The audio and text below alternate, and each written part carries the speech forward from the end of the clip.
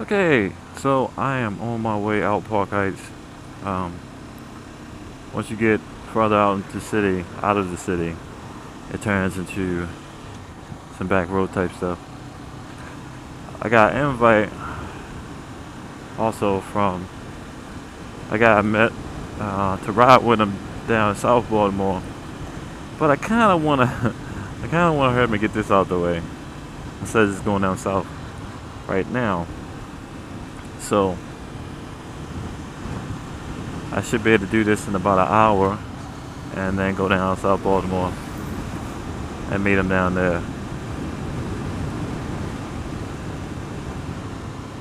I found this street back when I was driving the car. Uh, it's actually been several years. Probably been around like 7 years ago. I found the street. I've yet to ride it on the bike. And I don't remember if there's a bunch of twists and turns on it, if it's a quote unquote twisty or not. I just remember that I liked riding the road, and that's about it.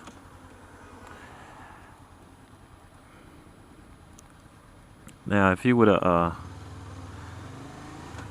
if the guy would have came up, then I would just rode up Falls Road, which I do know has some twists and turns to it. But it's sort of out of the way for him. So this is what it is. I'm sure you can see the GoPro. So that's well, it's not my first time, but probably like my third time using the GoPro on my bike. And this is the first time me filming myself. Now, what am I going to get out of this? I don't know. Probably don't get nothing at all.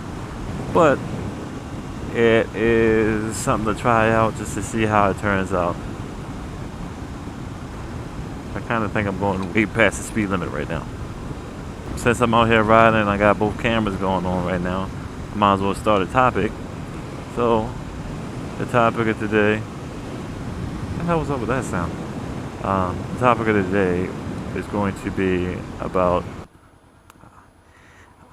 techniques learned without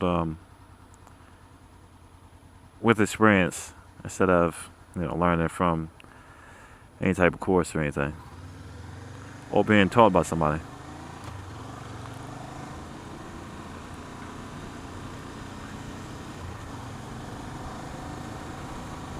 So a lot of people should know about counter steering, and it's the way of turning the bike,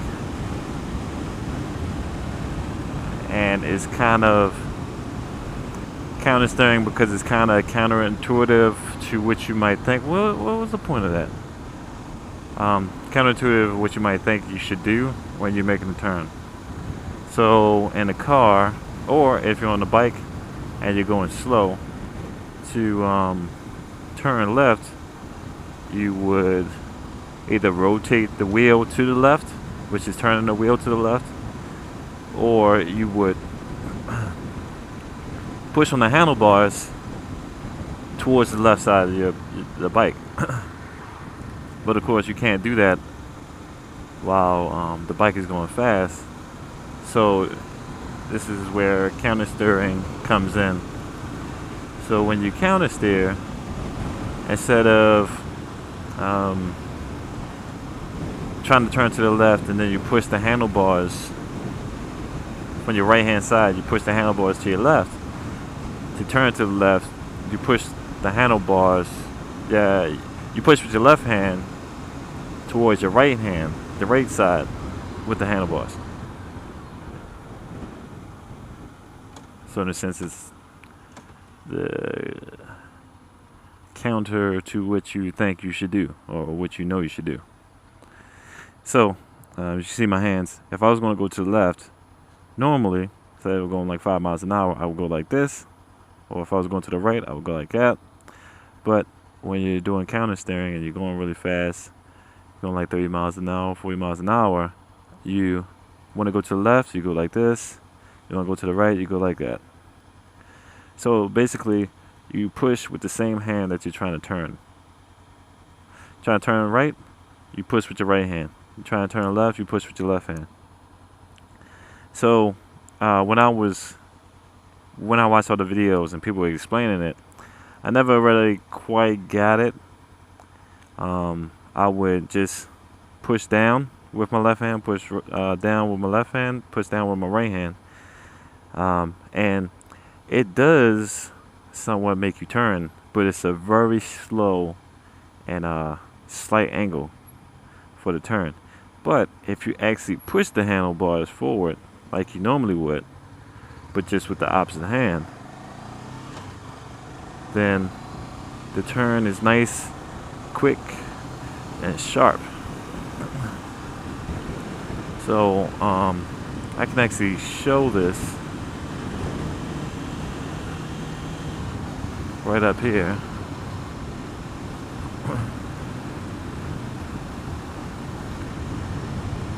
So let's say I wanted to go left, push the handlebars.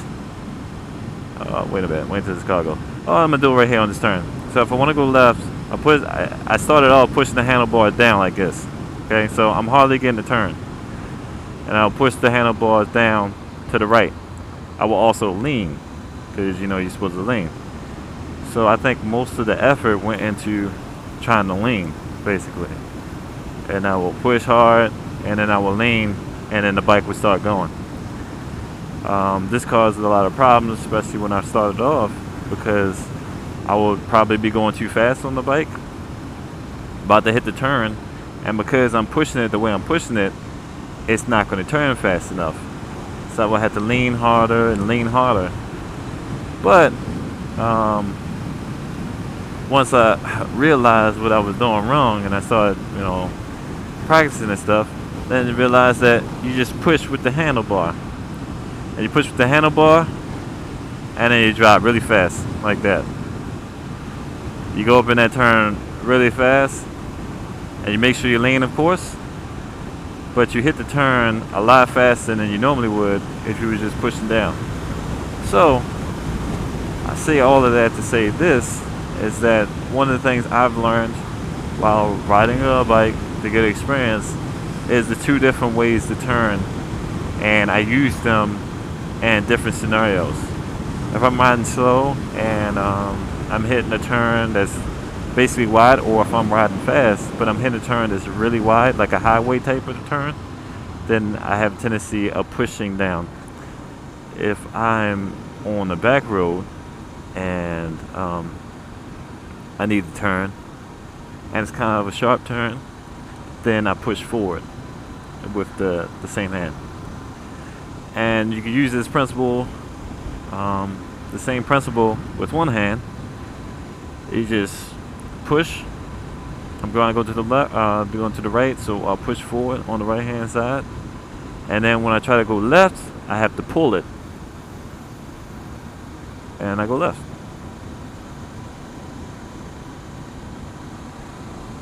Now granted, I wouldn't suggest doing it the way I do it, switching the two up depending on the scenario, because there has been times where I've had a turn that I needed to go a bit harder on, and I can't really do it because my first reaction was to push down instead of pushing forward. So it kind of messes me up.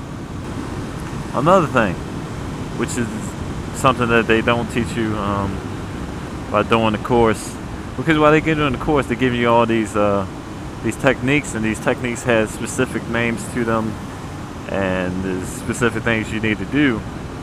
But I found out, or I realized as time went on, while I was riding and stuff like that, that this happens especially when you've been riding for a bit and you just sort of like forget that you're riding. Is that a motorcycle is nothing but a fast bicycle. That's all it is. And when I went into doing the course and stuff, I had a mentality of, this is different, I need to watch out, I gotta do this technique, I gotta do that technique. And so I'm riding the bike, and then when the turn comes, the first thing that pops into my head is, okay, now I gotta do this, and then counter steer, and then do that. But as time goes on, and you start relaxing, and you're not as nervous anymore about how you're doing things, because you've been doing it for a while, or you just, whatever, you're just comfortable with the speed. You start to realize, like, you just start doing it automatically, it's not, you don't have to recall the technique. You just start doing it, and the reason you start doing it on its own is because if you rode a bicycle anyway, those techniques are already drilled in your head. You just never, you most likely never heard of them. What the hell's going on over there? You most likely never heard of counter steering or anything like that. But the way the bicycle works is the same exact way a motorcycle works. And in fact, if you do the counter, like flick of the wrist, they show in the video that I think they show in that video, one or two videos, that the kids are, no, it wasn't that video. It was another video talking about counter steering. But the kids are like doing counter steering on their bicycles with like when they first learning without even knowing. So I think what I'm trying to get at is that riding a motorcycle is like riding a bicycle, and so try not to get so caught up in the techniques that they say about riding a motorcycle, and just ride it. And your instincts from riding a bicycle is just going to kick in, It's, that them instincts stay with you. That's another reason I think, now that I think about it, that's another reason why I think it's so easy, in a sense, to pick up riding a motorcycle, because you're so used to riding a bicycle that, when it comes to doing this move or that move, it just kicks in. I remember being at the course, and you have to do the whole dodge the bus type of technique, and I was thinking, man, how am I going to do this? And then when it came down to it, I just did it, because I already knew how to do it. When I was younger, messing around with a bicycle, I was doing stuff like this while I was riding. I was doing things like this, and so you just gotta let it. You just gotta let it flow.